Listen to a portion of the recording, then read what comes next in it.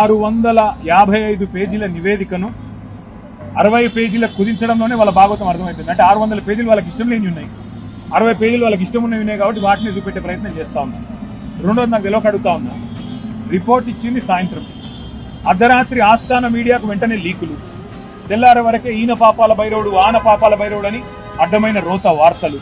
అంటే ఎంత ఉద్దేశపూర్వకంగా వడ్డించి వార్చి కేసీఆర్ గారి మీద బీఆర్ఎస్ మీద ఏదైతే కుట్ర చేసే ప్రయత్నం చేస్తున్నారో, చిల్లర ప్రయత్నం చేస్తున్నారో, ఆ నివేదిక ఒక గ్యాసు ట్రాష్ తప్ప అందులో ఏం లేదు. మొత్తం దమ్ముంటే మొత్తం 655 పేజీల నివేదికను ప్రజల ముందు పెట్టండి, మొత్తం ట్రాన్స్పరెంట్ గా పెట్టండి. అసెంబ్లీలో ఎట్లా పెడతా అంటున్నారు కదా, ఇవాళ ఆల్రెడీ హరీష్ రావు గారు చాలా వివరంగా అన్ని విషయాలకు సమాధానం చెప్పారు. అసెంబ్లీలో పెడితే మైక్ కట్ చేయకపోతే ఈ ప్రభుత్వానికి దమ్ముంటే, కాంగ్రెస్ ప్రభుత్వానికి మైక్ కట్ చేయకండి. మైక్ కట్ చేయకపోతే రాష్ట్ర ప్రజలు చూస్తారు ఎవరు నిజం చెప్తున్నారు, ఎవరు అబద్ధం చెప్తున్నారు.